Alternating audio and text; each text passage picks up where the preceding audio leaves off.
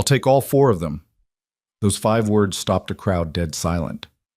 On that freezing February morning in 1882, Eliza Mercer stood on an auction block with her 3 children, about to be sold separately to pay her dead husband's debts. The auctioneer's hammer was raised. Bidders were already calculating which child would fetch the highest price. Her daughter was crying. Her sons were trembling. This was the moment every mother fears, the moment she would lose everything that mattered. But then a stranger in a dusty coat stepped forward with an offer no one expected. If you want to know how one man's choice changed 5 lives forever, stay until the end. Hit that like button and comment what city you're watching from so I can see how far this story travels. The wind that morning carried the smell of snow and desperation. Eliza Mercer had stopped feeling the cold an hour ago. Her feet, bare against the rough wooden planks of the auction platform, had gone numb sometime around dawn. She told herself that was a mercy. If she couldn't feel her feet, maybe she wouldn't feel the rest of it either. The shame, the terror, the horrible weightlessness of watching your entire world collapse beneath you with nothing to grab onto. But she could still feel her children. 7-year-old Samuel pressed against her left side, his small fingers twisted so tightly in her skirt that she could feel each individual knuckle through the thin fabric. 9-year-old Ruth stood on her right, silent and statue still in a way that frightened Eliza more than if she'd been screaming. And 4-year-old Daniel, sweet, thumb-sucking Daniel, who still sometimes called for his father in his sleep, clung to her front with both arms wrapped around her waist, his face buried in her dress, his whole body shaking. Eliza kept her chin up. It was the only thing she had left to control. The town square of Bitter Creek, Montana Territory, was filling up fast. Word of a debt auction always drew a crowd, especially in winter when entertainment was scarce and the work was slow. Eliza recognized faces in the gathering mass of people. The blacksmith who'd shod her husband's horse, the seamstress who'd once complimented Ruth's needlework, the banker's wife who'd served on the church quilting committee with her. Not one of them met her eyes now. "Step back, ma'am. Step back with the children." The auctioneer, a thin man named Colby with a pointed beard and tobacco-stained teeth, gestured impatiently at her. "You're blocking the view of the merchandise." Merchandise. The word hit her like a physical blow, but Eliza didn't move. Couldn't move. Because moving meant accepting this was real, and if she accepted this was real, she would shatter into 1,000 pieces right there on the platform, and then who would hold her children together? "Ma'am," Colby's voice sharpened. "I said step back." "Please." Eliza's voice came out hoarse, barely above a whisper. She'd been pleading since before sunrise, with the lawyers, with the creditors, with anyone who would listen. No one had, but she couldn't stop trying. "Please, there has to be another way. I can work. I'm strong. I can—" "You had 2 years to work, Mrs. Mercer." The voice came from her left, Edmund Pritchard, attorney for the estate of Marcus Holloway, the man her husband had owed money to.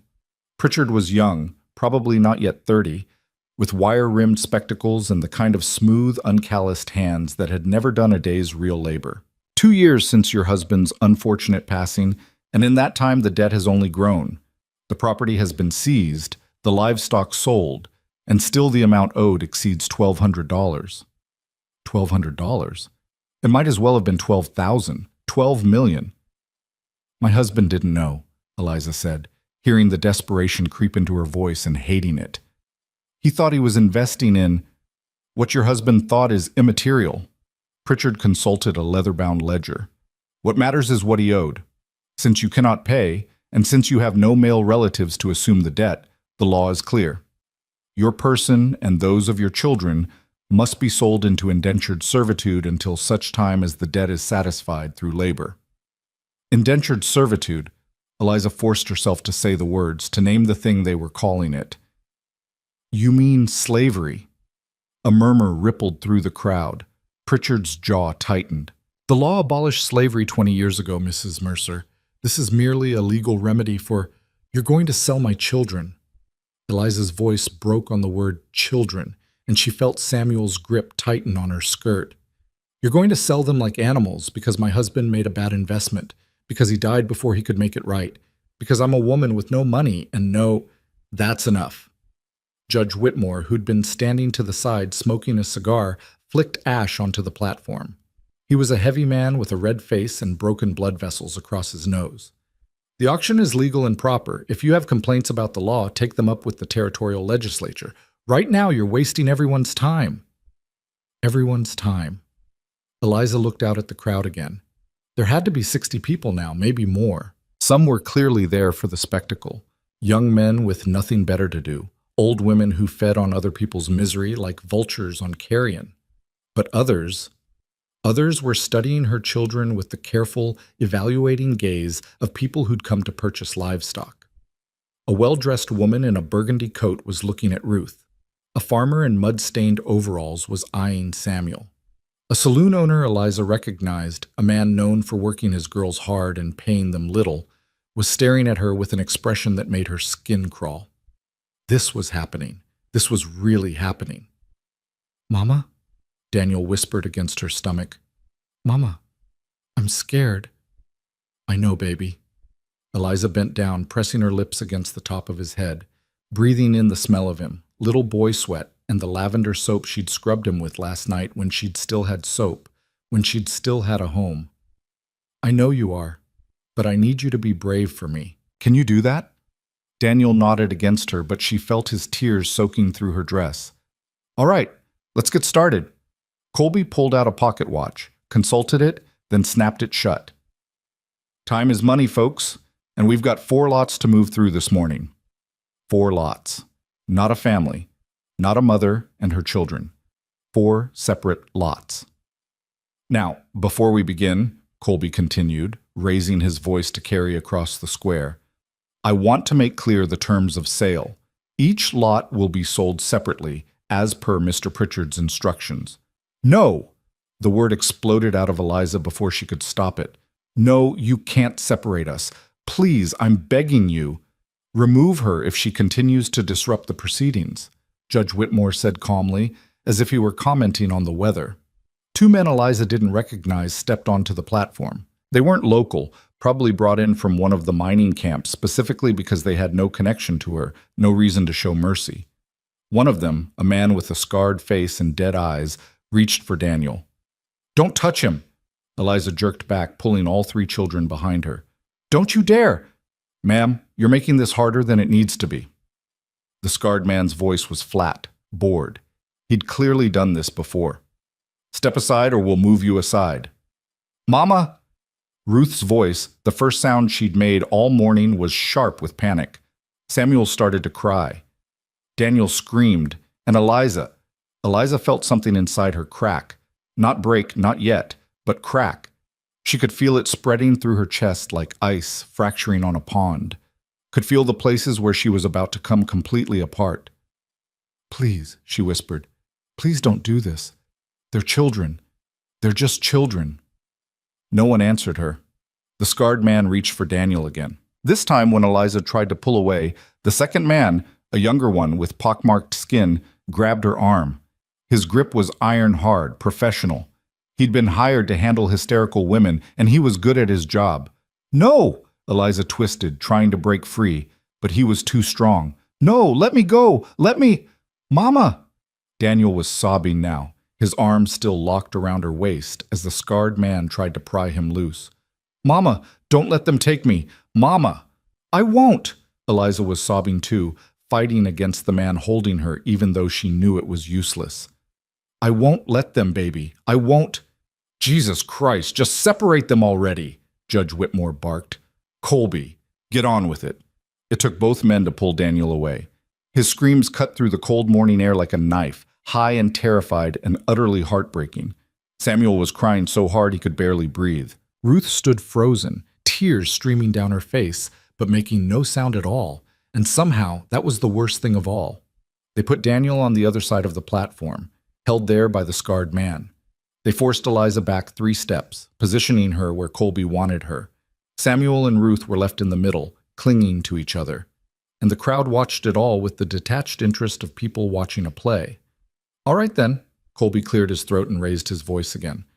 "As I was saying, we have 4 lots. Lot 1, female, age approximately 32, able-bodied, experienced in domestic labor, cooking, sewing, and farm work. We'll start the bidding at $50. $50. That's what she was worth. $50. 50, someone called from the crowd. Eliza couldn't see who it was.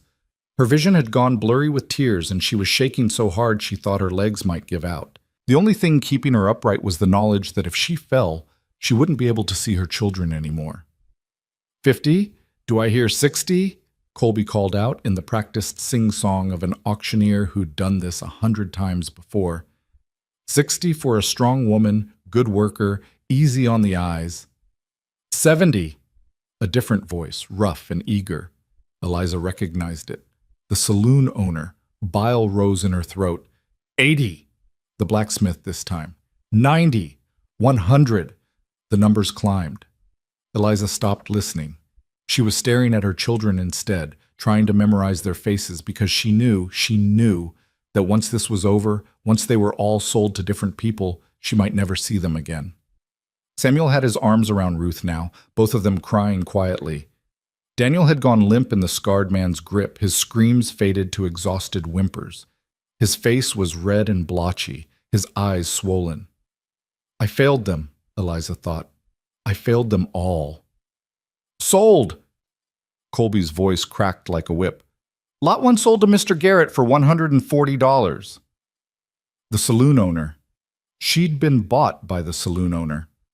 Eliza's knees started to buckle, but the pockmarked man holding her arm kept her upright. She wanted to scream, to fight, to claw his eyes out and run to her children and somehow, impossibly, save them. But she was so tired and so cold and so broken that she could barely remember what hope felt like. Lot 2, Colby announced, and Eliza's blood turned to ice. Female child, age 9, literate, trained in needlework and household tasks. Bidding starts at $30. Ruth. They were selling Ruth. Mama! Ruth's voice was small and terrified. Mama, please. Ruth, baby, it's okay. Eliza choked on the lie. It wasn't okay. Nothing was okay. Nothing would ever be okay again. 30, the woman in the burgundy coat. 40, a merchant Eliza vaguely recognized. 50, the burgundy coat again.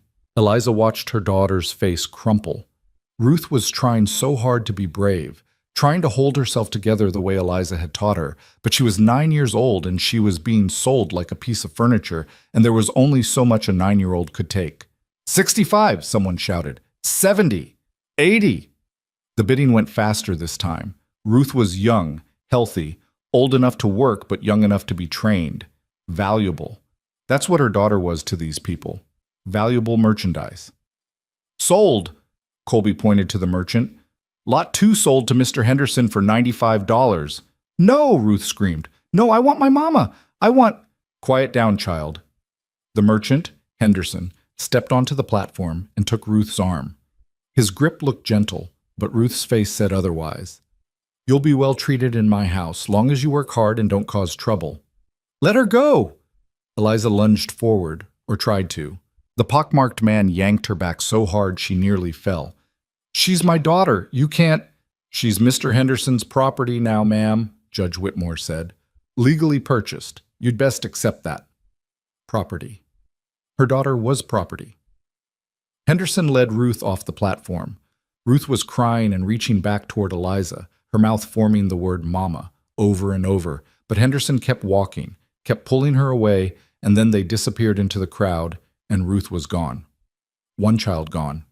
2 more to go. Lot 3. Colby's voice was starting to sound impatient now, like he wanted to get this over with and move on to something more interesting. Male child, age 7, healthy, strong for his age, good for farm work or apprenticeship. Starting bid, $30. Samuel.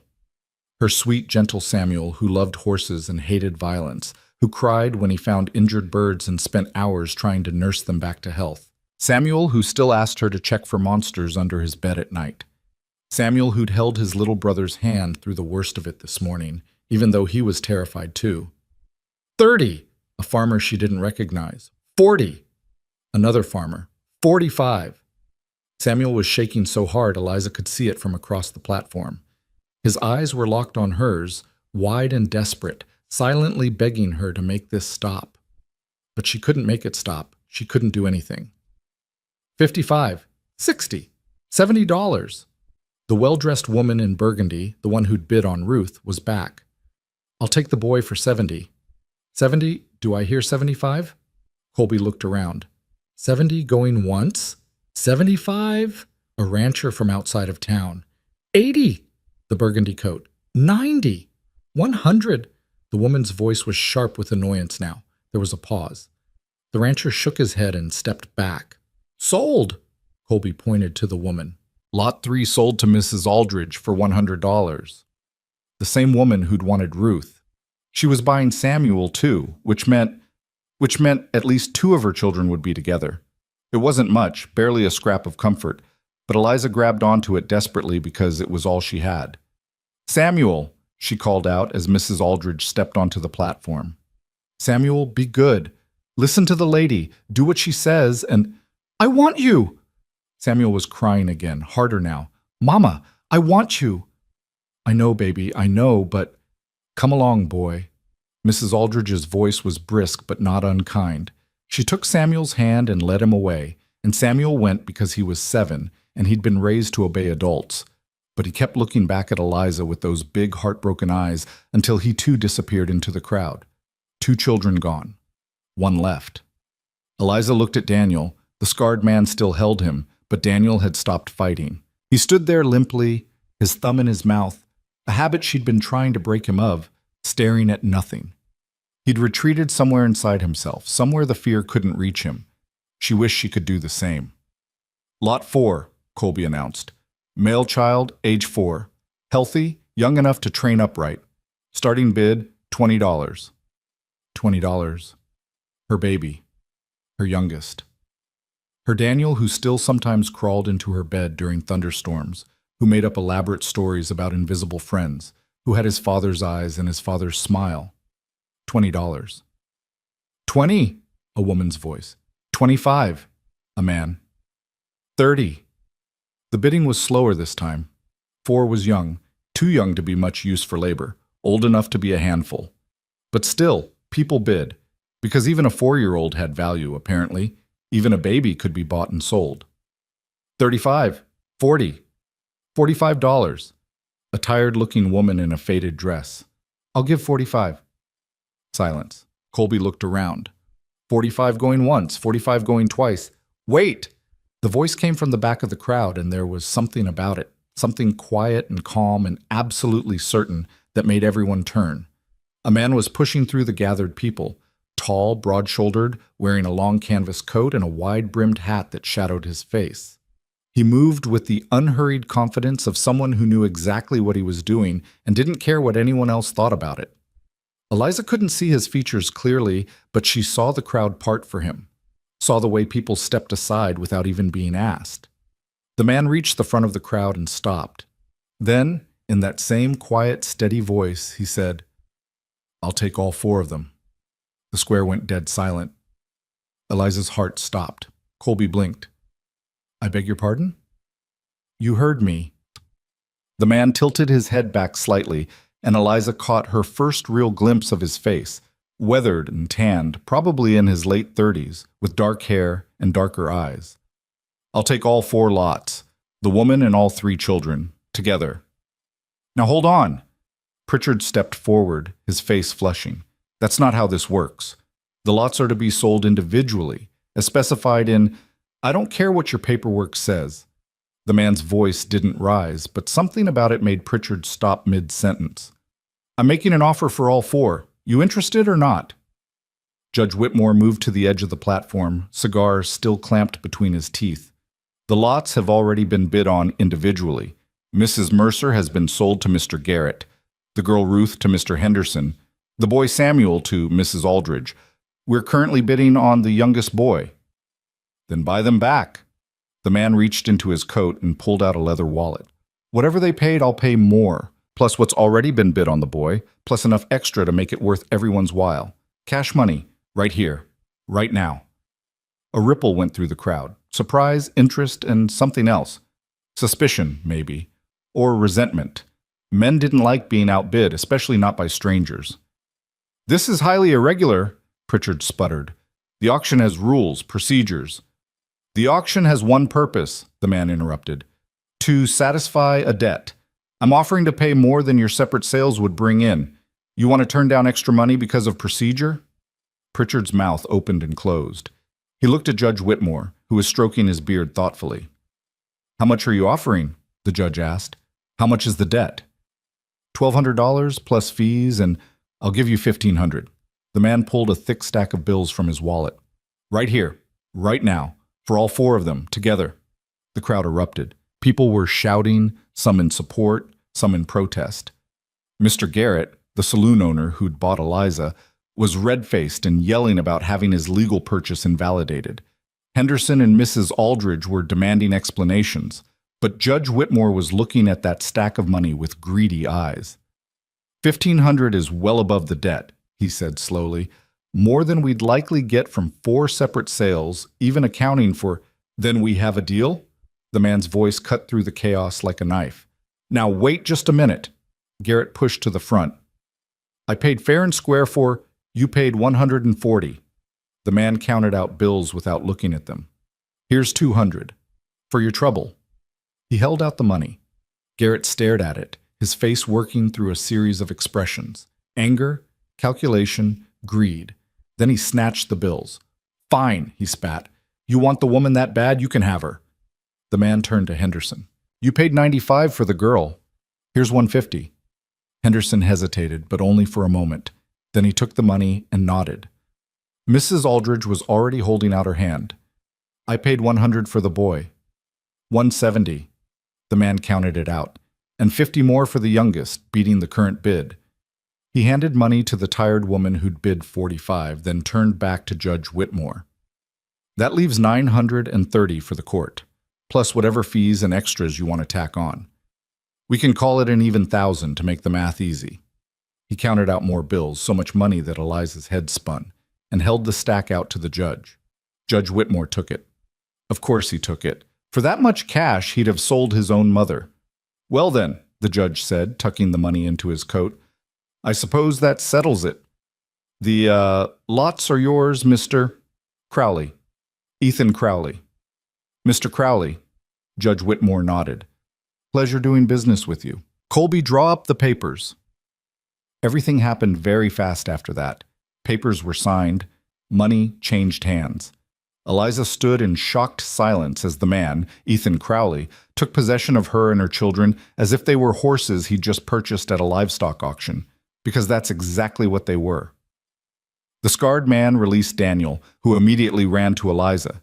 She dropped to her knees and caught him, holding him so tight he squeaked. A moment later, Ruth and Samuel appeared from the crowd, released by their brief owners, and Eliza pulled them in too, all 3 children pressed against her, alive and warm, and together.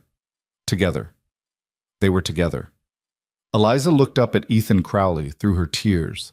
He stood a few feet away, hat in his hands now, his weathered face unreadable. She didn't know who he was, didn't know what he wanted, didn't know if he was a savior or just a different kind of devil. But her children were in her arms. For now, in this moment, that was enough. "Ma'am," Ethan's voice was quiet, meant only for her. "Can you walk?"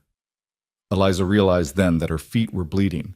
The rough wood of the platform had torn the skin, and she'd been standing in place for so long that the cold had frozen the blood.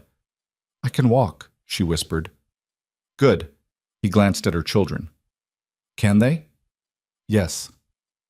"Then let's get out of here." He settled his hat back on his head and turned toward the edge of the platform. "Before they change their minds." Eliza didn't need to be told twice.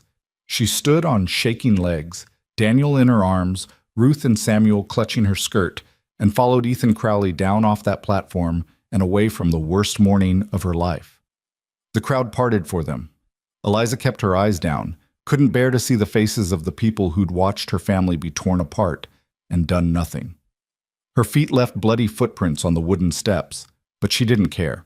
All that mattered was moving, getting away, holding her children close. Ethan led them to a wagon at the edge of the square, a sturdy farm wagon with 2 horses hitched to it, and supplies covered with canvas in the back. He moved with quiet efficiency, checking the horses, adjusting the harness, giving Eliza time to settle the children. She climbed into the back of the wagon, her body moving on pure instinct now.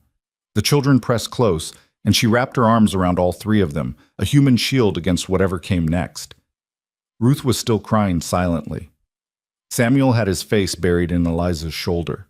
Daniel had gone back to sucking his thumb, his eyes glazed and distant. Eliza didn't cry. She'd run out of tears somewhere between Lot 2 and Lot 3. Now she just felt hollow, empty, like someone had reached inside her chest and scooped out everything that made her human, leaving only the shell behind. Ethan climbed onto the driver's seat.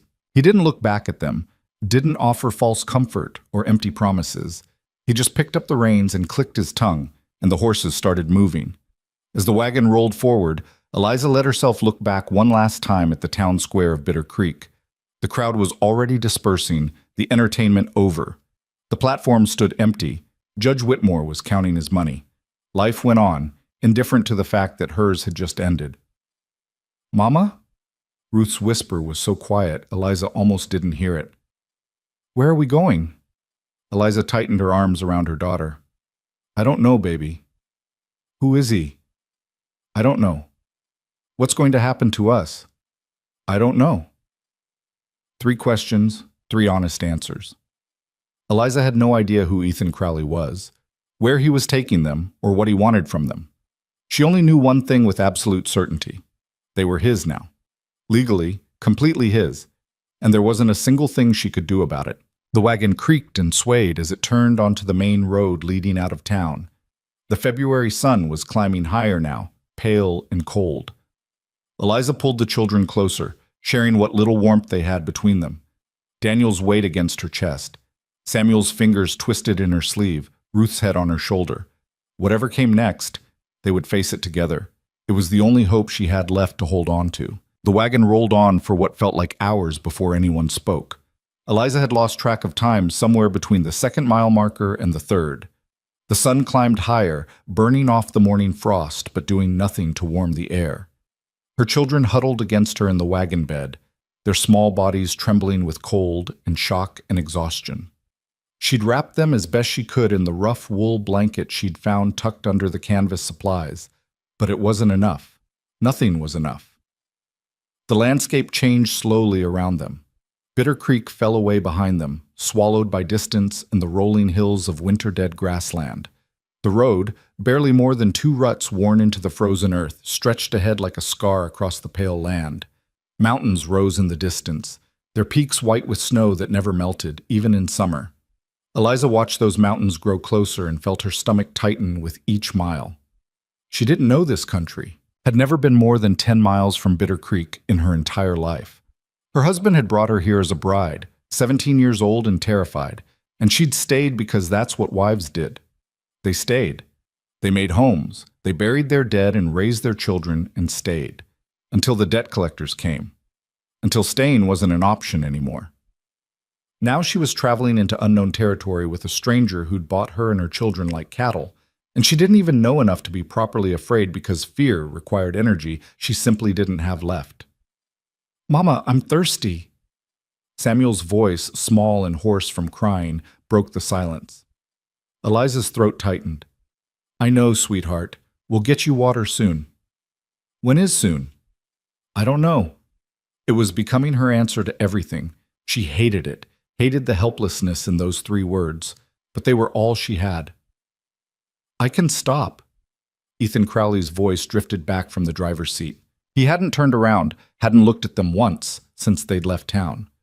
"There's a creek about half a mile ahead. Water's likely frozen, but I can break through the ice." Eliza stared at the back of his head, at his dark hair curling slightly over his coat collar, at the set of his broad shoulders, at the way he held the reins with casual competence. He'd been so quiet she'd almost forgotten he was there. Almost convinced herself they were traveling alone, that the wagon was driving itself to some unnamed destination, and they were just cargo being delivered. But he was there, and he was listening. "Thank you," she managed, her voice rough and strange to her own ears.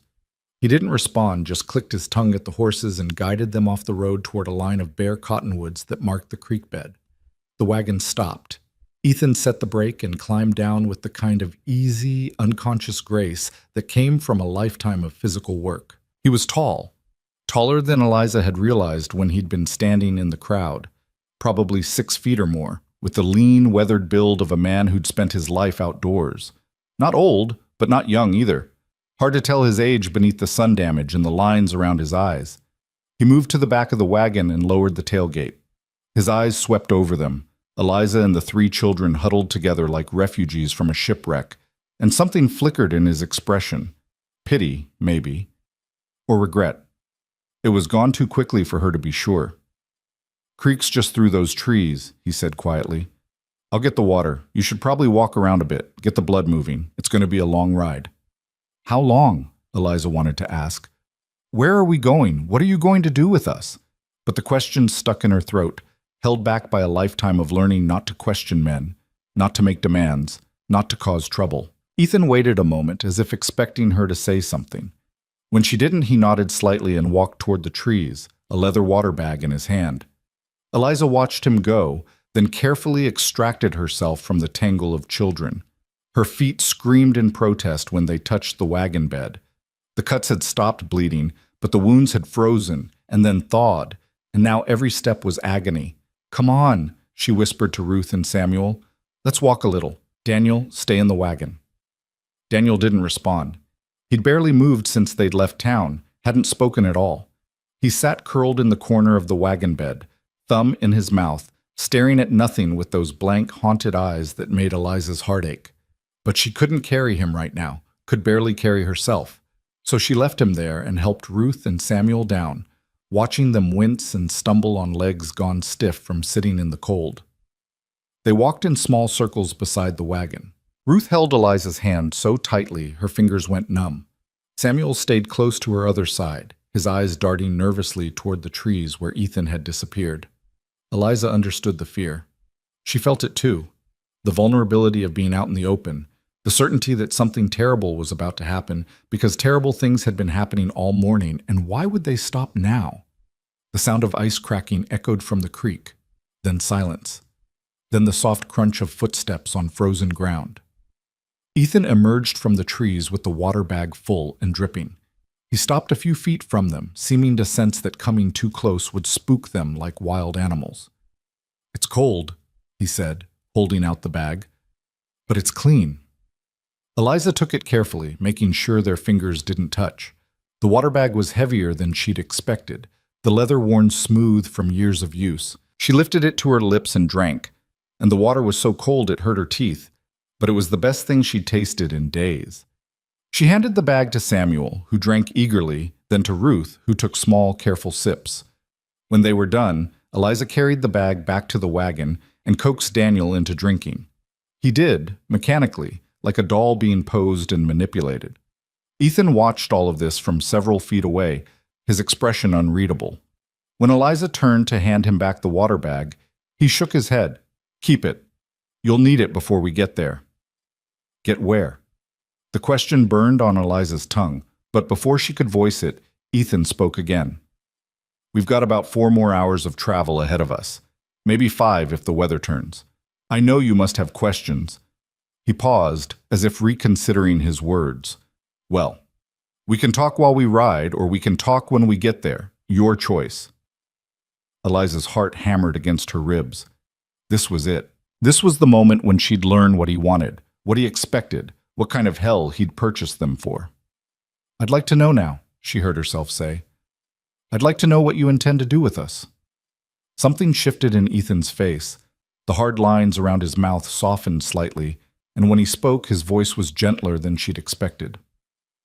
"What I intend," he said slowly, "is to take you to my ranch, get you and the children fed and warm, give you a place to sleep, and then, in a day or two, when everyone's had time to recover, we'll talk about the rest." It wasn't an answer, not really, but it also wasn't a threat. "The rest of what?" Eliza pressed, surprised by her own boldness. Ethan met her eyes directly for the first time since they'd left Bitter Creek. His eyes were brown, she realized, dark brown, almost black in the winter light. Tired eyes, sad eyes. "The rest of everything," he said. "But not today. Today, let's just get where we're going. All right?" It wasn't all right. Nothing was all right, but Eliza found herself nodding anyway because what choice did she have? She was barefoot and bleeding in the middle of nowhere with 3 traumatized children and a man who legally owned them all. Making demands seemed not just futile but dangerous. They got back in the wagon. Eliza settled the children, tucking the blanket more tightly around them. Daniel had finally closed his eyes, though she didn't think he was actually sleeping. Ruth was shivering despite the blanket. Samuel kept asking questions in an anxious whisper. "Where are we going? Who is that man? Are we going to be okay?" And Eliza kept giving the same useless answers. "I don't know. I don't know. I hope so." Ethan climbed back onto the driver's seat and the wagon lurched forward. The road, such as it was, grew rougher as they traveled. The ruts deepened. The frozen ground gave way to patches of muddy snow. The mountains loomed larger, no longer distant promises, but immediate realities. An hour passed, then another. The sun reached its zenith and started its slow descent. Eliza's body ached everywhere, her feet, her back, her arms from holding the children. But worse than the physical pain was the uncertainty gnawing at her mind like a rat in a grain bin. What kind of man buys a woman and 3 children on a whim? What kind of man pays $1,500 cash for strangers? What did he want from them that was worth that kind of money? The questions circled endlessly, feeding her growing anxiety until she thought she might scream just to break the terrible silence. "Mr. Crowley." Her voice came out hoarse, barely loud enough to carry over the creak of the wagon wheels. He turned his head slightly, not looking back but acknowledging he'd heard. "I need to know something," Eliza said. Her heart was pounding so hard she felt it in her throat. "I need to know if you're going to hurt us." The wagon jerked to a stop so abruptly that Eliza had to grab the side to keep from sliding forward. Ethan turned around on the seat, and the look on his face was so intense it made her want to shrink back. "No," he said, and there was something fierce in his voice, something almost angry. "I'm not going to hurt you. Not you, not your children, not ever. Do you understand me?" Eliza stared at him, trying to read the truth in his face. "Why should I believe you?" The words came out before she could stop them. "You bought us. You own us. You can do whatever you want, and there's no one to stop you. So why should I believe because I'm telling you the truth?" Ethan's voice was hard now, but not threatening, frustrated maybe. "I know you have no reason to trust me. I know how this looks. But I swear to you, on anything you want me to swear on, that I will not hurt you or your children. That's not why I—" He stopped, jaw working, then turned back around. "Just trust me or don't, but I needed you to hear me say it." He clicked to the horses and the wagon started moving again. Eliza sat in stunned silence, Ruth pressed against her right side, Samuel against her left, Daniel curled in her lap. She didn't know what to make of Ethan Crowley. Didn't know if she could trust him. But something in the rawness of his voice when he'd sworn not to hurt them had sounded real in a way that nothing else had all day. They traveled on. The landscape grew wilder, more desolate. The road narrowed to little more than a track. Trees closed in on either side, pine and aspen, their branches stark against the pale sky. Once, Eliza saw a deer watching them from the tree line, its dark eyes wary but unafraid. Ruth fell asleep eventually, her head heavy on Eliza's shoulder.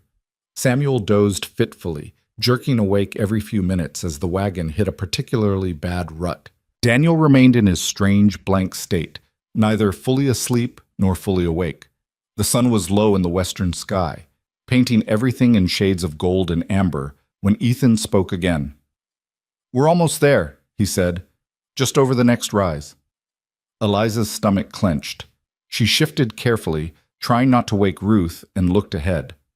The road climbed steadily now, winding between stands of pine. At the crest of the hill, Ethan slowed the horses. "There," he said quietly. "That's home." Eliza looked. The valley spread out below them, wide and sheltered on 3 sides by low mountains. A creek, the same one they'd stopped at earlier, she realized, ran through the center of the valley, its banks lined with cottonwoods and willow. And there, nestled in a curve of the creek, sat a ranch. It wasn't large, not like the big cattle operations she'd heard about, but it was solid. A two-story log house with a stone chimney already smoking, several outbuildings that looked well-maintained, a barn that would hold maybe 20 horses, corrals and fences spread out in neat lines. Everything looked orderly, cared for, built to last. "It's not much," Ethan said, and Eliza heard something like apology in his voice. "But it's warm, and it's safe." The wagon rolled down into the valley. As they drew closer, Eliza could make out more details. The house had real glass windows, not just oiled paper. The barn had a fresh coat of red paint. There were chickens scratching in a yard near what looked like a vegetable garden, dormant now but carefully tended. This was where he lived, where he'd brought them, where they would live now too, because they were his. The thought made Eliza's chest tighten, but she pushed it down. One crisis at a time. Right now, her children needed warmth and food and rest. Everything else could wait. Ethan drove the wagon right up to the front of the house and set the brake. For a long moment, he sat there, hands on his knees, staring at his own front door as if he'd never seen it before. Then he climbed down and came around to the back of the wagon. "I'll help you inside, Atin," he said. "Then I need to tend the horses. There's food in the kitchen, not much, but enough for tonight. Beds upstairs. Make yourselves comfortable." Make yourselves comfortable. As if they were guests. As if they'd chosen to come here. Eliza wanted to laugh at the absurdity of it, but she was too tired. Instead, she carefully woke Ruth and Samuel, lifted Daniel in her arms even though it made her back scream in protest, and let Ethan help her down from the wagon. Her feet hit the ground, and fresh pain shot up her legs. She swayed, vision going gray at the edges, and suddenly Ethan's hand was on her elbow, steadying her. "Easy," he said quietly. "I've got you." But he didn't. He didn't have her. He owned her.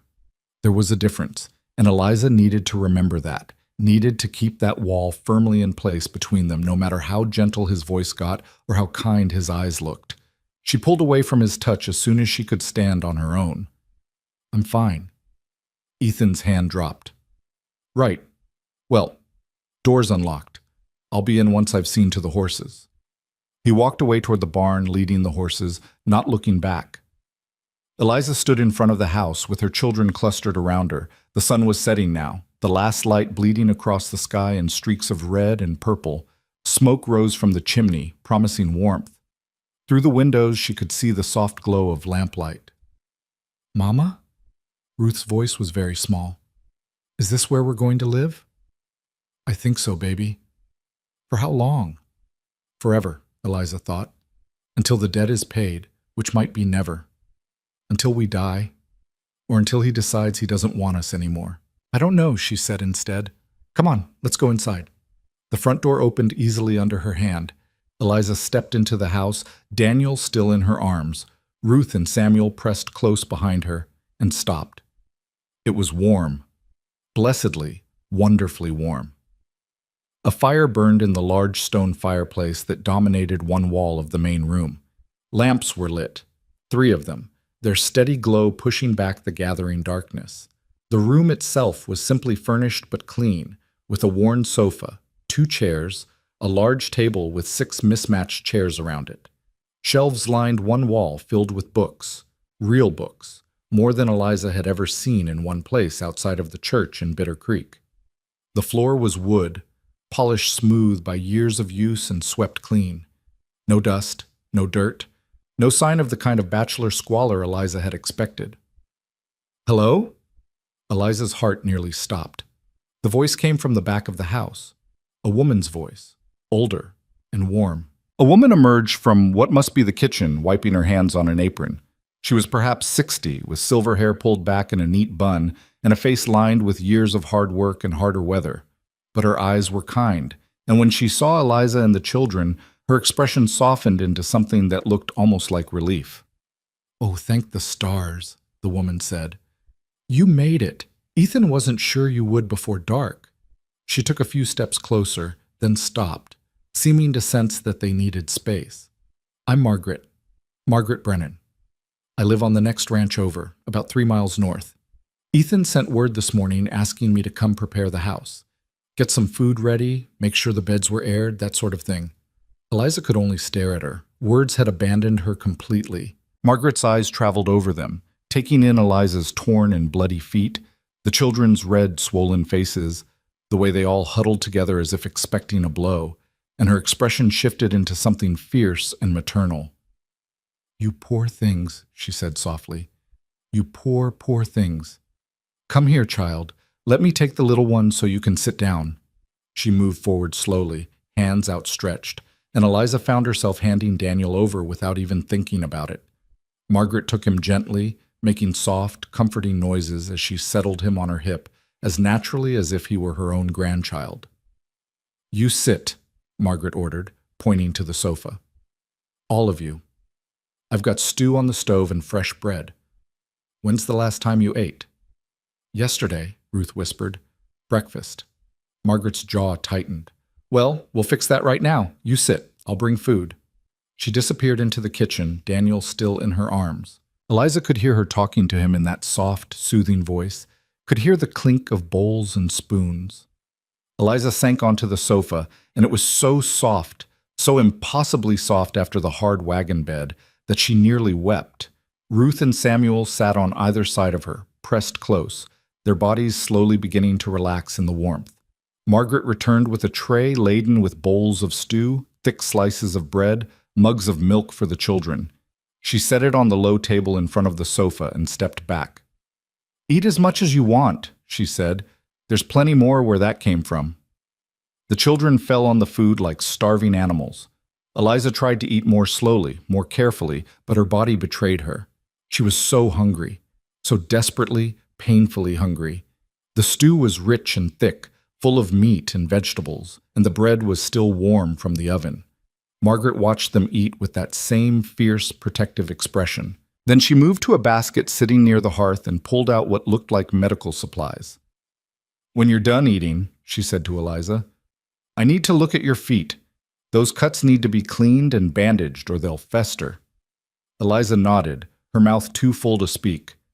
Daniel had finally started eating, slowly at first, then with increasing enthusiasm. Margaret had him settled in one of the chairs at the table, cutting his bread into small pieces and making sure he had plenty of milk. The door opened, bringing a gust of cold air. Ethan stepped inside, then stopped short, taking in the scene. Eliza and the children eating, Margaret bustling around them like a mother hen, the warm, well-lit room that looked nothing like the prison Eliza had been dreading. "Margaret," he said, "thank you for doing this." "Someone had to," Margaret said tartly.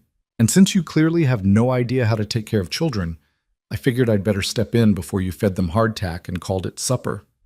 A ghost of a smile crossed Ethan's face. "I was planning to make beans." "Beans!" Margaret snorted. "Men, I swear!" She turned to Eliza. "I'll be staying tonight. Help get everyone settled. My husband knows where I am. Tomorrow I'll come back and we'll figure out what you need. Clothes, shoes, supplies. But for tonight, let's just focus on getting everyone warm and rested." Eliza stared at her. I don't understand. Why are you being so kind to us?" Margaret's expression softened. "Because you need kindness, child. And because Ethan asked me to help, and I've known him long enough to trust that when he asks for help, there's a good reason." She glanced at Ethan. "Though I wouldn't mind hearing that reason sometime soon." "Tomorrow," Ethan said quietly. "I'll explain everything tomorrow. Tonight." He looked at Eliza and the children. "Tonight, everyone just needs to rest." After they'd eaten, Margaret took charge with the kind of brisk efficiency that came from years of managing a household. She sent Ruth and Samuel upstairs to look at the bedrooms while she tended to Eliza's feet, cleaning the wounds with hot water and soft cloth, applying salve that stung but felt right, wrapping them in clean bandages. Eliza sat very still through all of it, watching Ethan from the corner of her eye. He'd settled into one of the chairs by the fire, ostensibly reading a book, but she could tell he wasn't really seeing the pages. He looked tired, more than tired, exhausted in a way that went deeper than physical weariness. "All right," Margaret said, tying off the last bandage. "That should hold. Stay off your feet as much as possible for the next few days. I'll bring you some shoes tomorrow that should fit, my daughter's old ones. She's about your size." "Thank you," Eliza whispered. Eliza. Margaret patted her hand. You're welcome, dear. Now let's get these children into bed before they fall asleep where they sit. Getting the children upstairs was a process. Ruth and Samuel could walk, though they were stumbling with exhaustion. Daniel had to be carried. Eliza tried to do it, but Margaret gently took him from her. You rest those feet, Margaret said. I've got him. The upstairs had 3 bedrooms. The largest one, clearly Ethan's, was at the far end of the hall. The 2 smaller ones faced each other. Margaret had already made up the beds in both rooms, and she'd somehow found nightshirts that would fit the children, at least temporarily.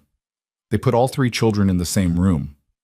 Eliza knew they wouldn't sleep apart tonight, not after everything they'd been through. Ruth and Samuel shared the double bed. Daniel got the single, pulled close so Eliza could reach him from where she'd be sleeping. Where will I sleep? Eliza asked quietly. Here, Margaret said, pointing to a pallet she'd made up on the floor between the beds. Unless you'd rather have your own room, the other bedroom is ready if— No. Eliza's voice was sharp. No, I need to be with them. Margaret nodded, understanding in her eyes. Of course you do. I'll be downstairs on the sofa if anyone needs me during the night, and Ethan will be in his room. She helped Eliza get the children settled, made sure everyone had enough blankets, brought up a lamp and set it on the dresser with the flame turned low. Then she paused in the doorway. You're safe here, she said quietly. I know you don't have any reason to believe that, but it's true. Ethan is, well, he's a good man, better than most. Whatever happens next, you can trust that much at least. Then she was gone, her footsteps quiet on the stairs. Eliza lay down on the pallet, still wearing the thin dress she'd been sold in because she had nothing else to wear. The children were already asleep, all 3 of them, their breathing soft and steady in the lamplight. She stared at the ceiling, at the shadows dancing across the rough wood beams, and tried to make sense of the day. This morning she'd been standing on an auction block, watching her family be torn apart. Tonight she was lying in a warm house with a full stomach and bandaged feet, her children safe and sleeping nearby. It didn't make sense. None of it made sense. Why would a stranger buy them? Why would he bring them to his home? Why would he ask a neighbor to help care for them? What did he want? The questions circled endlessly, giving her no peace. Below she could hear the low murmur of voices. Ethan and Margaret talking about something she couldn't make out. She thought about creeping to the top of the stairs to listen, but her feet hurt too much to move and exhaustion was pulling at her like an undertow. Tomorrow, she told herself. Tomorrow, she would get answers. Tomorrow, she would figure out what Ethan Crowley wanted from them and how to protect her children from whatever fresh hell this turned out to be. But tonight, for just this one night, they were warm and fed and together. And as Eliza's eyes finally closed, as sleep claimed her despite everything, she held on to that single truth like a drowning woman holds onto driftwood. They were together. Whatever came next, they would face it together. Eliza woke to the smell of coffee and bacon and the disorienting sensation of not knowing where she was. For a confused moment, she thought she was back in her old house, that Thomas was downstairs making breakfast, that the auction had been nothing but a nightmare. Then she felt the hard floor beneath her, heard the unfamiliar creaks of a strange house, and reality came crashing back with the weight of a fallen tree. She sat up too quickly, and pain shot through her bandaged feet. The children were still asleep, Ruth curled on her side, Samuel sprawled across most of the bed, Daniel clutching a pillow like it was a life raft. Gray morning light filtered through the window, soft and cold. Eliza stood carefully, testing her weight on her feet. They hurt, but not as badly as yesterday. Margaret's salve had done its work. She moved to the window and looked out at the valley. Everything was covered in fresh snow. It must have fallen during the night, silent and relentless, blanketing the world in white.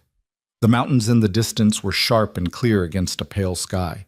Smoke rose from the barn chimney. Someone was already up and working. The house creaked below her. Voices drifted up, too low to make out words, but carrying the rhythm of conversation. Margaret and Ethan, probably.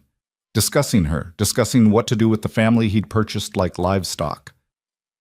Eliza's jaw tightened.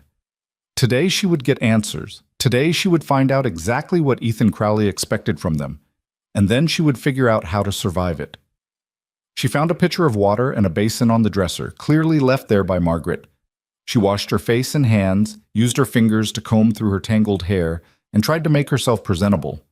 It was a losing battle. She was still wearing the same thin dress she'd been sold in, now wrinkled and stained. She had no shoes, no coat, no possessions at all beyond the 3 sleeping children and the borrowed bandages on her feet. Nothing. She had absolutely nothing. The thought should have terrified her, but instead it made her angry. Good. Anger was better than fear. Anger had spine to it, had fight. She left the children sleeping and made her way downstairs, moving slowly on her tender feet. The main room was empty, but she could hear voices more clearly now coming from the kitchen. "Can't just keep them here without explaining," Margaret was saying, her tone sharp with disapproval. "That poor woman is half out of her mind with worry. She needs to know what's happening." "I know." Ethan's voice was quiet, strained. "I'm going to tell her, this morning. I just needed time to figure out how to say it." "How to say what exactly? That you paid a small fortune for a family you'd never met? That you brought them to your ranch with no plan for what comes next? Ethan, what were you thinking?"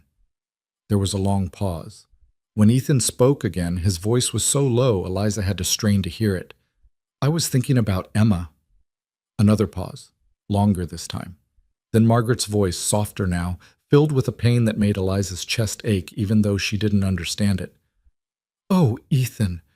Honey, that was 20 years ago. You can't—" "I know how long it's been." Ethan's words came out harsh, then he seemed to catch himself. "I'm sorry. I know. But when I saw them standing on that platform, saw that woman trying to protect her children while they were being sold off piece by piece, I couldn't let it happen. Not again. Not when I had the means to stop it." Eliza's hand gripped the door frame. Emma. Who was Emma? "So you bought them," Margaret said. "And now what? You can't keep them as indentured servants, Ethan. I know you. That would eat you alive." "I'm not going to keep them as servants." "Then what are you going to do?" "I don't know yet. I'm still figuring it out." Margaret made a sound of exasperation. "Well, you'd better figure it out fast because that woman deserves answers. She deserves to know that she's not a prisoner here, that her children are safe, that you're not—" She stopped abruptly. Eliza realized she'd been holding her breath.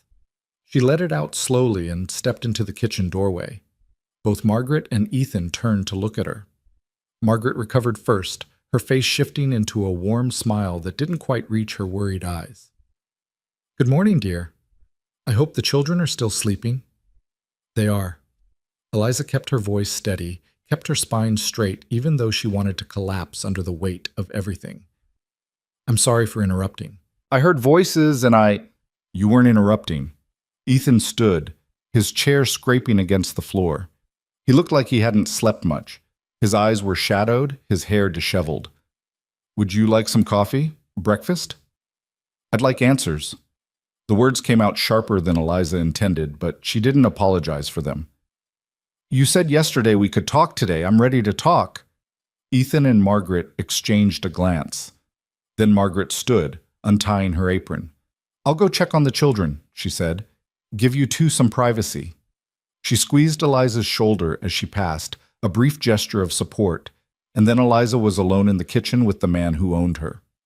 For a long moment, neither of them spoke. Ethan poured coffee into 2 tin cups with hands that weren't quite steady, and Eliza noticed the scars on his knuckles, the calluses on his palms. Working hands, honest hands, her mother would have called them. But honest men didn't buy people. "Sit down," Ethan said quietly, pushing one of the cups toward her. "Please." Eliza sat, more because her feet hurt than because he'd asked. She wrapped her hands around the warm cup but didn't drink, just stared at Ethan across the scarred wooden table and waited. He sat down heavily, like a man preparing for an unpleasant task. For a moment he just looked at his coffee, then he raised his eyes to meet hers. "I owe you an explanation," he said. "Yes, you do. And an apology." That surprised her. "For what?" "For scaring you. For putting you and your children through more fear and uncertainty when you'd already been through hell. For not explaining myself yesterday, but He stopped, jaw working. "I didn't know how to say it in front of all those people. Didn't know how to make you understand without it sounding like a lie or a trick. Understand what? Ethan took a breath, then started talking. When I was 12 years old, he said, my father died. Broke his neck in a fall from a horse. Left my mother with 3 children and a mountain of debt she didn't even know about. Back then, things were different, harsher.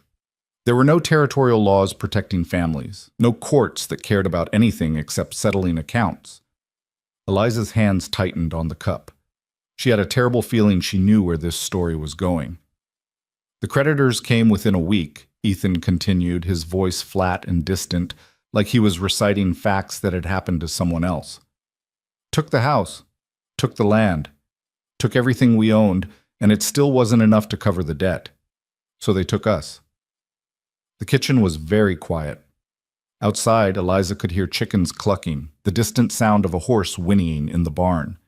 They sold us, Ethan said, at auction. Just like what happened to you yesterday. My mother went first. A rancher bought her for domestic work. Then my older brother, 13 years old, went to a mining camp. And then it was my turn. I was standing there trying not to cry because boys don't cry, and my little sister Emma was holding my hand so tight I thought she'd break my fingers. His voice cracked slightly on his sister's name. He stopped, took a sip of coffee, continued. I got bought by a farmer who needed help with his livestock. Decent enough man as it turned out. Worked me hard but fed me well. Didn't beat me. But Emma... He stopped again, and this time the pause stretched longer. Emma was 8 years old, pretty little thing with blonde curls and blue eyes. The bidding for her got competitive. Eliza felt sick. A woman bought her finally, Ethan said. Rich lady from back east who wanted a companion for her daughter. Paid a lot of money for Emma, more than she'd paid for any of us. My mother was screaming, begging them not to separate us. Emma was crying for me. And I just stood there, too young and too scared and too powerless to do anything except watch as they put my sister in a carriage and drove away.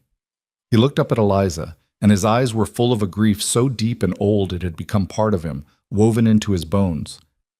I never saw her again, he said quietly. Never found out where they took her. Spent years looking, every spare minute and every spare dollar. Put advertisements in newspapers from Montana to New York.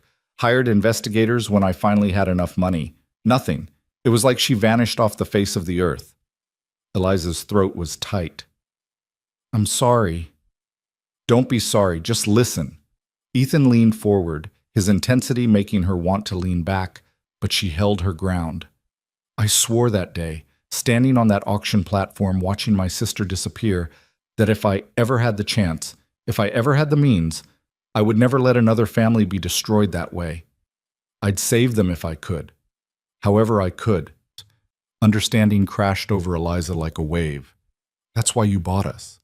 That's why I bought you. Ethan nodded. When I heard there was going to be a debt auction in Bitter Creek, I almost didn't go, couldn't face it. But then I thought, what if there's a family there? What if there are children? What if I could stop it from happening to someone else? So you came, Eliza said softly. I came. And I saw you standing there with your children, saw that auctioneer getting ready to sell them off one by one, and I was 12 years old again watching Emma cry for me. I couldn't... His hands clenched into fists on the table. I couldn't let it happen, not when I had the money to stop it.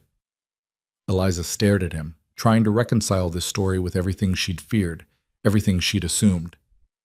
But you still bought us. You still own us. Legally, we're your property. I know. Ethan's voice was rough. And that's the part I've been trying to figure out. The legal part. Because I didn't buy you to keep you as servants or anything else. I bought you to save you, but the law doesn't care about intentions. The law says you're bound to me until the debt is satisfied. $1,200, Eliza whispered, plus fees. $1,500, the way they calculated it. Ethan stood abruptly and walked to a shelf near the stove. He pulled down a wooden box, opened it, and took out a sheaf of papers. These are the documents from the auction. The debt transfer, the indenture contracts, all of it. He spread them on the table between them. Eliza looked at the papers, at the official seals and signatures, at her own name written in legal script next to words like property and servitude and obligation. Her hands trembled as she touched the papers, the reality of her situation settling over her like a shroud. These documents were chains just as real as iron ones would have been. "There's something else you need to see." Ethan pulled out another paper, this one newer, less official looking. "I went to the bank in Bitter Creek before the auction, transferred funds. This is the receipt showing that the entire debt, all $1,500, has been paid in full to the estate of Marcus Holloway." Eliza stared at the receipt. "I don't understand." "The debt is satisfied," Ethan said. "Completely. According to the law, that means the indenture contracts are void. You're not bound to me anymore. You're free." The word free hung in the air between them, impossible and fragile as a soap bubble. "Free," Eliza repeated numbly. She looked from the papers to Ethan's face, searching for the trick, the catch, the thing she was missing. "You paid off my debt? All of it? Why would you do that?" "Because I could. Because you shouldn't have been in debt in the first place. Your husband made that investment, not you. Because the whole system is rotten and cruel, and I wanted to burn these contracts in the fireplace the moment they were signed." Eliza's vision blurred with sudden tears. She blinked them back furiously. "I don't believe you." "It's true. Every word." "No, I mean, people don't just do that. They don't pay $1,500 and then just give people their freedom. There has to be something you want, some reason you're doing this, some price I'm going to have to pay." Ethan flinched like she'd struck him. "There's no price. Everyone wants something. Then I want you to have a choice." Ethan's voice rose for the first time, sharp with frustration. "I want you to be able to choose where you go and what you do instead of being owned by a man you don't know and forced into a life you didn't choose. I want your children to grow up free. That's what I want." The kitchen fell silent except for the crackle of the fire in the stove. Eliza stared at Ethan, her heart pounding, her mind racing. This couldn't be real. Things like this didn't happen. Men didn't just give away $1,500 out of the goodness of their hearts. "You're lying," she said, but there was no conviction in her voice. "I'm not." "You must be crazy then." A ghost of a smile crossed Ethan's face. "Margaret thinks so too." "But no, I'm not crazy. I'm trying to do one right thing. One thing that might make up for all the wrong I've seen, all the wrong I couldn't stop. Please, just look at the papers. They're real. The debt is paid. You're free." Eliza looked down at the documents again. The numbers were there, stark and official. $1,500, paid in full. The date stamp from the bank. Everything legal and binding and apparently true. "If I'm free," she said slowly, trying to make her mind work through the shock, "then I can leave? I can take my children and go?" "Yes." "But where would I go?" The question came out before she could stop it, exposing the raw truth she'd been trying not to face. "I have no money, no home, no family, no skills that would earn me enough to feed 3 children. Where exactly am I supposed to go?" Ethan sat down again, leaning forward with his elbows on the table.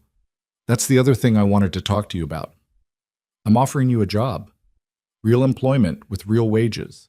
You'd work here on the ranch, cooking, cleaning, whatever needs doing. The children could help when they're old enough or not. Up to them. I'd pay you $20 a month, plus room and board for all of you. You'd have your own space in the house, privacy and safety, and you could leave anytime you wanted. Save up enough money, you could start over somewhere else. Or stay as long as you like. Your choice." $20 a month. It was more than fair, more than generous. It was impossible. "Why?" Eliza's voice broke. "Why are you doing this? I don't understand. I don't understand any of this." Ethan was quiet for a long moment. When he spoke, his voice was very soft. "Because no one did it for my family. Because Emma is gone and I couldn't save her, but maybe I can save yours. Because it's the right thing to do and I've got the means to do it, and that should be reason enough, shouldn't it?" Eliza wanted to argue, wanted to find the flaw in his logic, the hidden agenda, the trap she knew had to be there somewhere. But as she sat in that warm kitchen, looking at the papers that said her debt was paid, looking at the man who'd paid it, she couldn't find the lie. He looked sincere, tired and sad and scarred by old grief, but sincere. "I need time," she heard herself say. "I need time to think about this." "Take all the time you need." Ethan stood, gathering the papers. These are yours if you want them. Keep them, burn them, whatever gives you peace. But know that they're real. The debt is paid. You're free to go or free to stay. It's your choice. He set the papers in front of her and turned to leave the kitchen. Mr. Crowley. He stopped, looking back. Eliza swallowed hard. Your sister, Emma. Do you ever stop looking for her? Something in Ethan's face crumbled, just for a moment before he rebuilt the walls. No, I don't think I ever will. Some losses don't heal, you just learn to carry them. Then he was gone, his footsteps heavy on the stairs, and Eliza was alone with the papers and the truth they represented. Free. The word felt foreign in her mouth, in her mind. She'd been owned for less than 24 hours, but the weight of it had been crushing. And now, apparently, she wasn't owned anymore. She was free. Free to do what, exactly? She had no illusions about her options. She could take her children and leave, walk out into the Montana winter with nothing but the clothes on their backs and the borrowed bandages on her feet. They'd be dead within a week, frozen or starved, or both. Or she could stay, work for Ethan Crowley, take his money, live in his house, and try to rebuild some kind of life from the wreckage of the old one. It wasn't really a choice. Not a free one, anyway, but it was more of a choice than she'd had yesterday, standing on that auction platform. Mama? Eliza turned to find Ruth standing in the kitchen doorway, still wearing the borrowed nightshirt, her hair a tangled mess around her face. She looked so young, so vulnerable. 9 years old, and she'd already seen too much, suffered too much. Good morning, sweetheart. Eliza managed to smile. Did you sleep well? I had bad dreams. Ruth came closer, her eyes on the papers spread across the table. What are those? Just papers. Nothing for you to worry about. Are we going to stay here? The question was so direct, so trusting, that Eliza's carefully maintained composure cracked. Tears spilled down her cheeks before she could stop them, and Ruth's eyes went wide with alarm. Mama, don't cry. Please don't cry. I'm sorry, baby. I'm just so tired. Eliza pulled Ruth into her arms, holding her tight. But yes, I think we're going to stay here, for a while at least. Is that all right with you? Ruth nodded against her shoulder. The man who bought us, Mr. Crowley, he seems nice. Less scary than I thought he'd be. Less scary. It was perhaps the saddest endorsement Eliza had ever heard, but Ruth was right. Ethan Crowley was less scary than he could have been, than he should have been, given the circumstances. Maybe that was enough to build on. Maybe that was where trust had to start.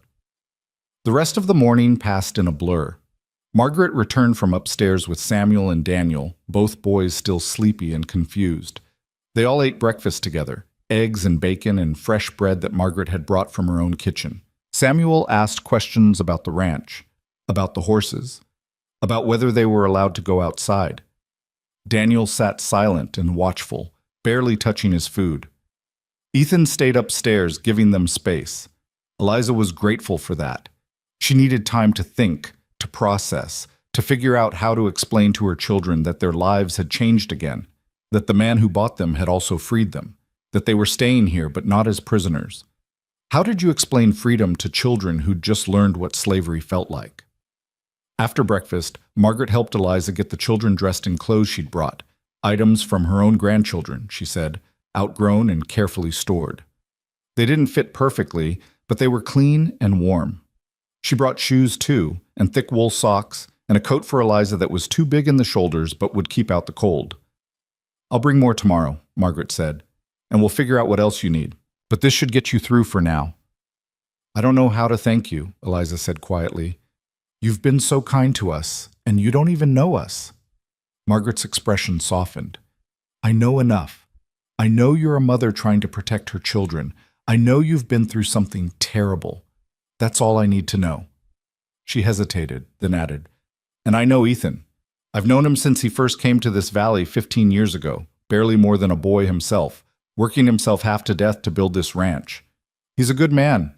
A lonely one, maybe. A haunted one. But good. Whatever choice you make about staying or going, you can trust that much at least. After Margaret left, promising to return the next day, Eliza found herself standing in the main room with her children gathered around her. Through the window, she could see Ethan in the barn, pitching hay to the horses, working, giving them space, letting her decide. "Is it true?" Samuel asked. His voice was small, uncertain. "What Mrs. Brennan said? That we can stay here?" "Yes. Mr. Crowley offered us work, a place to live. We'd be safe here." "But he bought us," Ruth said quietly. "He owns us." "No." Eliza knelt down so she could look both older children in the eyes. Daniel sat on the floor nearby, playing with a wooden horse Margaret had found for him. "He paid our debt. That means we're free. We don't belong to anyone. We can leave if we want to, or we can stay and work for him and he'll pay us. Like a job. Do you understand?" Ruth and Samuel looked at each other, some silent communication passing between them that Eliza couldn't read. Then Samuel said, "I like it here. It's warm, and there are horses." "I like Mrs. Brennan," Ruth added. "She's nice, and the house is pretty." Such small things to base a decision on. Warmth, horses, a kind neighbor, a pretty house. But maybe that was enough.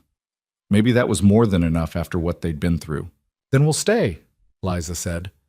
"For now. And if it doesn't work out, if we need to leave, we will. Together. All right?" "All right," Ruth and Samuel said in unison. Daniel said nothing, just kept playing with his wooden horse, but Eliza told herself that was progress too. At least he was playing.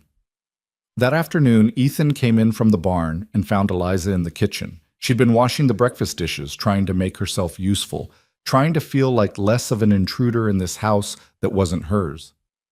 "Mrs. Mercer," he said quietly, "have you thought about my offer?" "I have." Eliza dried her hands on a towel and turned to face him. "I'd like to accept. The job, the wages, all of it. We'll stay." Something in Ethan's face relaxed, though Eliza couldn't tell if it was relief or something else. "Good," he said simply. "That's good. Thank you." "I should be thanking you." "No. You shouldn't have to thank anyone for basic decency." He cleared his throat, suddenly looking uncomfortable. "There are things we need to discuss, boundaries, rules, how this is going to work. All right? The bedroom upstairs where you and the children are now, that's yours, for as long as you're here. My room is at the other end of the hall. I won't enter your space without permission. You have my word." Eliza nodded, her throat tight. "The house is yours to manage however you see fit," Ethan continued. "Cooking, cleaning, whatever you think needs doing. I'm not particular. I've been doing for myself for years, so I won't be hard to please. The children can help or not, play or work, whatever you think is best for them." "What about you?" Eliza found herself asking. "What will you do?" "Same thing I've always done. Work the ranch. I've got 20 horses, a small herd of cattle, crops in season. It's not a big operation, but it keeps me busy. I'll be out most days from dawn until supper. You probably won't see much of me." It should have been reassuring, that promise of distance. Instead, Eliza found it oddly sad. "Mr. Crowley." "Ethan. If we're going to be living in the same house, you should call me Ethan." "Ethan." The name felt strange on her tongue. "Can I ask you something?" "Of course." "What happened to your mother, your brother, after the auction?" Ethan's jaw tightened. "My mother died 3 years later, worked herself to death in that rancher's house. My brother—" He paused. "My brother made it out of the mining camp eventually. Last I heard, he was in California. We write sometimes, not often. It's hard for both of us, I think, talking about what happened." "And Emma?" "Still looking," Ethan said quietly. "Still hoping, probably a fool for it after all these years, but I can't seem to stop." Eliza understood that kind of stubborn hope, the kind that defied logic and reason and kept burning even when every rational part of your mind said it was futile. "I hope you find her," she said, and meant it. "Thank you." Ethan looked like he wanted to say more, but instead he just nodded and headed for the door. "I should get back to work. If you need anything, I'll be in the barn." He left, and Eliza stood alone in the kitchen of a house that might become her home, if she let it. That evening, after a simple supper that Eliza cobbled together from what she could find in the pantry, after the children were settled in bed with full stomachs and warm blankets, Eliza sat in front of the fire and looked at the papers Ethan had given her. Debt paid in full. Status free. She traced the words with her finger, still half expecting them to disappear like a dream. But they stayed solid and real beneath her touch. Tomorrow would bring new challenges, new adjustments, new fears. But tonight, for the first time since Thomas died, Eliza felt something that almost resembled hope stirring in her chest. They were safe. They were together. They were free. And maybe, just maybe, that was enough to build a future on. The first week passed like a fever dream, half real, half imagined, measured not in days, but in small moments of adjustment that accumulated like snowfall. Eliza woke each morning to the sound of Ethan moving quietly downstairs, building up the fire, making coffee before he headed out to the barn. She learned to time her own rising to those sounds, waiting until she heard the front door close before she ventured down with the children. It became a careful dance, two people sharing a house but maintaining distance, circling each other like wary animals. The children adapted faster than she did. Samuel discovered the horses on the second day and fell completely in love. Ethan found him in the barn that afternoon, standing on a stool to peer into one of the stalls, and instead of scolding him or sending him away, he'd simply said, "That one's name is Copper. She likes apples if you want to feed her." By the end of the week, Samuel was spending every spare minute in the barn, following Ethan around, asking endless questions about the horses, about ranching, about everything. Eliza watched this tentative friendship forming and didn't know whether to be grateful or terrified. Ruth found solace in Margaret, who came by nearly every day with supplies or food or just company. Margaret taught her to knead bread, to mend socks, to identify herbs in the dried bundles hanging in the kitchen. Ruth absorbed it all like parched earth soaking up rain, hungry for the normal routines of domestic life after the chaos of the auction.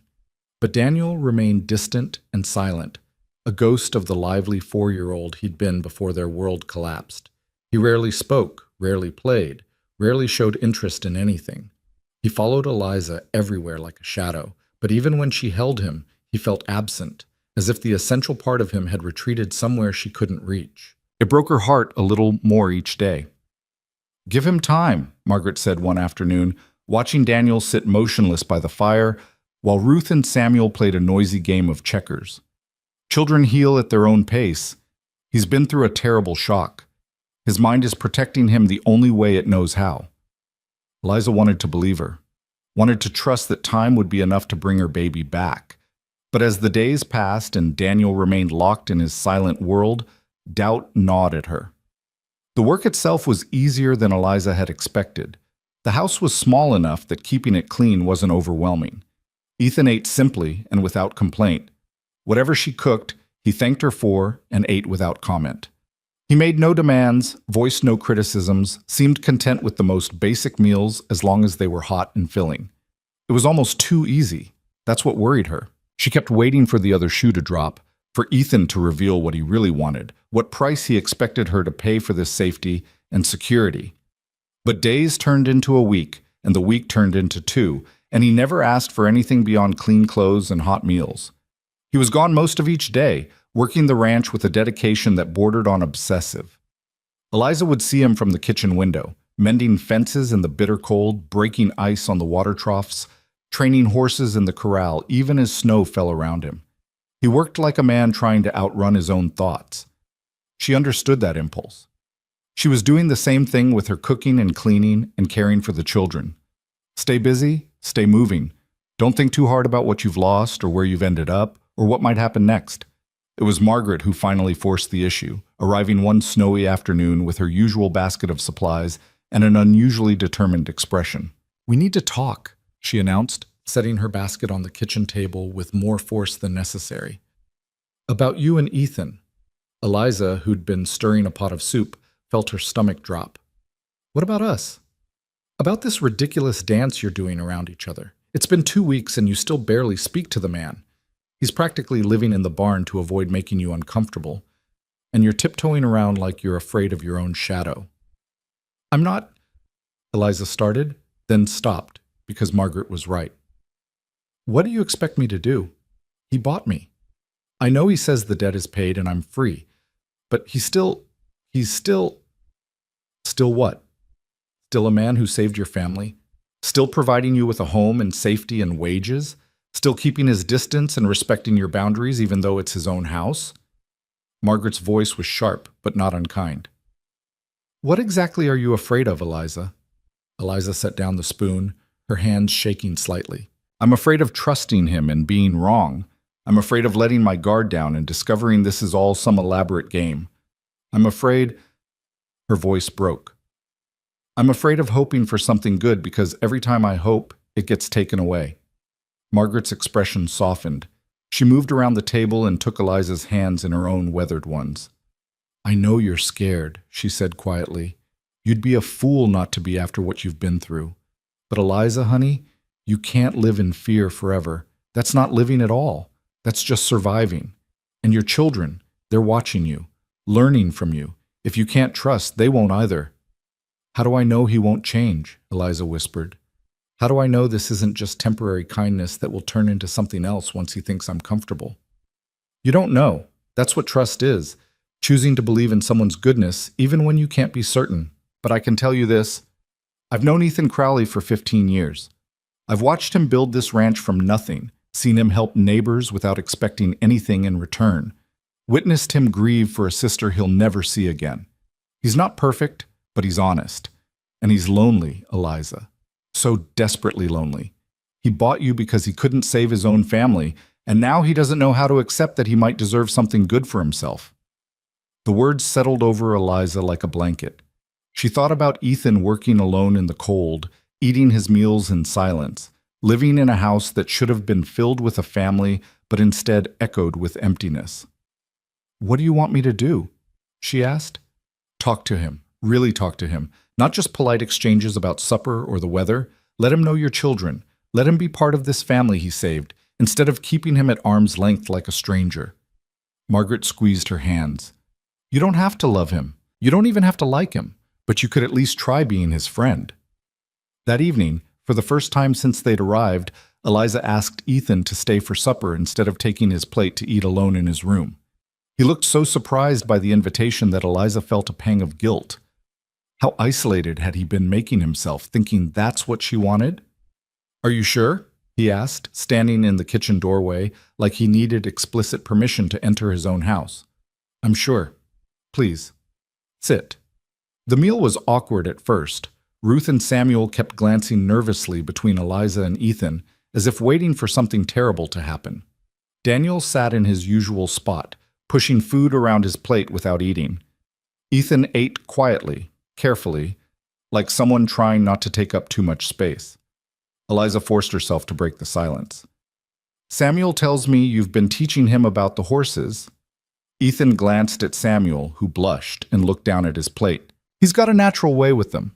Good instincts. If he wants to learn, I'm happy to teach him. Can I really? Samuel's head snapped up, his eyes suddenly bright with hope. Can I really learn to work with the horses? If your mother says it's all right, Samuel turned pleading eyes on Eliza. Please, Mama, please? I promise I'll be careful. I promise I'll do all my other chores too. Please?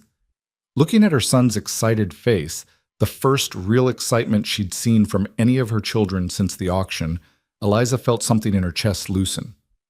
All right, she said, but you listen to Mr. Crowley.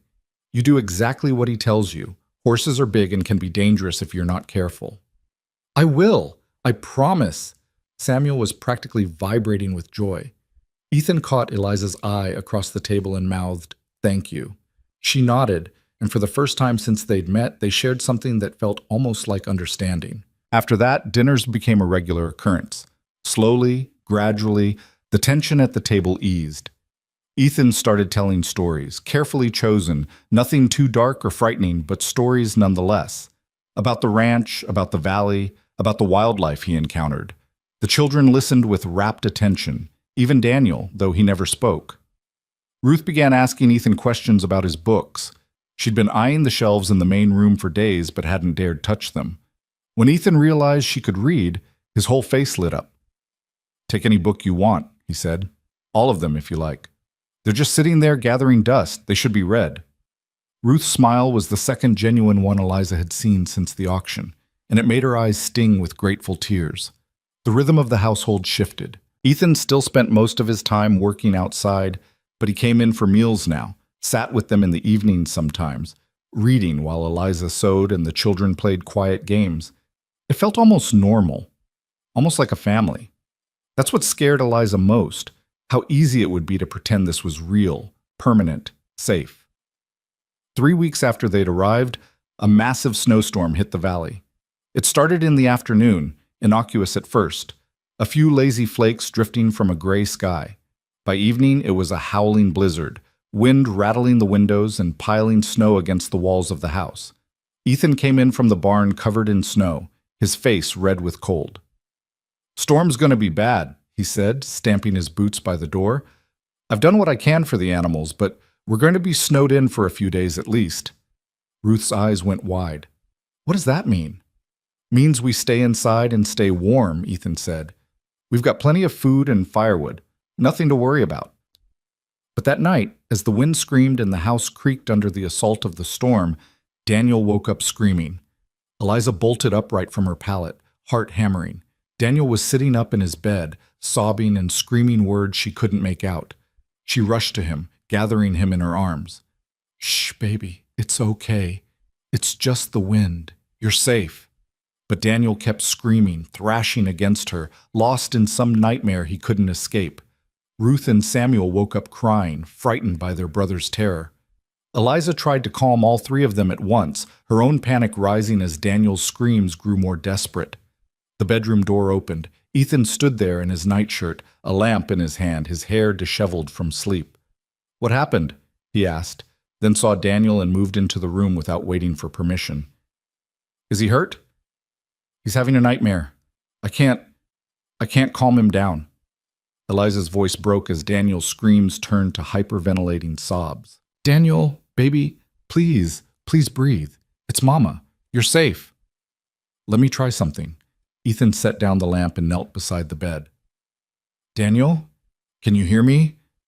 Daniel didn't respond, just kept gasping and sobbing. Ethan started humming, a low, gentle melody that Eliza didn't recognize. It was barely audible over the wind, but something about it made her own panic subside slightly. He kept humming, steady and calm, and slowly, impossibly, Daniel's sobs began to quiet. "That's it," Ethan said softly. "You're all right. The storm's loud, but it can't hurt you. You're inside where it's warm and safe. Your mama's here. Your brother and sister are here. You're not alone." Daniel's breathing slowed. His body went limp in Eliza's arms, exhausted from the terror. But his eyes were open now, focused on Ethan's face. "My papa used to sing that," Daniel whispered, the first words he'd spoken in 3 weeks. Eliza's breath caught. Ethan went very still. "Did he?" Ethan's voice was gentle. "It's a good song. My mother used to sing it to me when I was scared." "I miss my papa." Daniel's voice was so small, so broken. "I want my papa." "I know you do." Ethan's own voice was thick with emotion. "I miss my papa too. And missing them doesn't ever stop hurting. But you know what? They'd want us to be brave, to take care of the people we love, to keep going even when it's hard. Do you think you can do that?" Daniel nodded slowly, tears still streaming down his face, but the terror gone from his eyes. "Good." Ethan reached out and gently touched Daniel's hair. "You're a brave boy. Your papa would be proud of you." Daniel turned in Eliza's arms and buried his face in her shoulder, crying quietly now, but crying. Really crying, not the blank silence he'd maintained for weeks. Eliza held him and looked at Ethan over her son's head, her own tears falling freely. "Thank you," she mouthed. Ethan nodded and stood to leave, but Ruth's voice stopped him. "Mr. Crowley, will you stay? Just until the storm is quieter?" Ethan looked at Eliza, asking silent permission. She nodded. He settled into the chair by the window, wrapped in a spare blanket. Eliza lay back down on her pallet with Daniel curled against her, Samuel on her other side, Ruth in her bed but holding Eliza's hand. And Ethan kept watch, keeping them safe from the storm outside and the fears inside, until they all drifted back into uneasy sleep. When Eliza woke in the morning, Ethan was gone. But there was fresh wood stacked by the door, and the fire in the main room below was already crackling. Outside, the storm had passed, leaving the world buried in pristine white. That day marked a change. Daniel started talking again, haltingly at first, then more and more as the days passed. He still had nightmares sometimes, but they grew less frequent. And somehow, Ethan always seemed to know when they happened, always appeared with his quiet presence and gentle humming until Daniel could breathe again. Samuel spent more time with the horses and with Ethan, learning not just about ranching, but about being a man. Ethan taught him to work hard, but also to be gentle, to be strong, but also to be kind. He never raised his voice, never lost patience, even when Samuel made mistakes. Ruth bloomed like a flower in spring. She devoured Ethan's books, asked him endless questions about the stories, about the world beyond their valley. He answered her seriously, treating her thoughts as worthy of respect. Eliza would find them sitting together by the fire, deep in conversation about books or ideas or philosophy, and her heart would ache with bittersweet emotion. This is what her children deserved. This is what they should have had all along: safety, education, kindness, room to grow. And Eliza herself began to relax, degree by painful degree. She started to trust that Ethan meant what he said, that his kindness wasn't a trap, that maybe, just maybe, this could be a real home. One evening in early March, after the children were in bed, Eliza found herself sitting with Ethan by the fire. It had become their habit, these quiet evening hours when the house was still and they could talk without the children listening. "Can I ask you something?" Eliza said, setting aside the shirt she was mending. "Of course. Why don't you have a family of your own, a wife, children? You're a good man with a good ranch. Surely someone—" "I was engaged once," Ethan said quietly, staring into the fire. "Long time ago, sweet girl named Catherine. But when she found out about my past, about being sold at auction, about having a sister I couldn't find, she broke it off, said she couldn't marry someone with that kind of shame in his history." Eliza felt anger flash through her. "That's cruel." "Maybe. Or maybe she was just honest. People see what they want to see. She saw damaged goods. Can't really blame her for that." "Yes, you can. You should." Eliza leaned forward. "What happened to you wasn't your fault. You were a child, and the fact that you survived it, built all this, became the kind of man who would save strangers. That's not shameful. That's extraordinary." Ethan looked at her then, really looked at her, and something in his expression made her breath catch. "You're the first person besides Margaret who's ever said that," he said softly. "Then everyone else was a fool." They sat in silence for a long moment, the fire crackling between them. Then Ethan spoke again. "What about you? Do you ever think about marrying again?" The question caught Eliza off guard. I don't know. Thomas has only been gone 2 years, and after everything that happened, I can't imagine trusting someone that way again. Can't imagine being that vulnerable." "I understand that." Ethan's voice was gentle. "Trust is hard to build, harder to rebuild once it's been broken. But Eliza, you've been here almost 2 months now. Do you trust me? Even a little?" Eliza thought about the question carefully, honestly. Did she trust him? A month ago, she would have said no without hesitation. But now, after watching him with her children, after seeing his patience and kindness day after day, after witnessing his grief for a sister he'd never stopped searching for, "Yes," she said quietly, "I think I do. Not completely, not yet, but yes, I trust you." Ethan smiled, and it transformed his face, making him look younger and less haunted. "That's enough. That's more than enough." The spring came late that year, but when it finally arrived, it brought with it a sense of renewal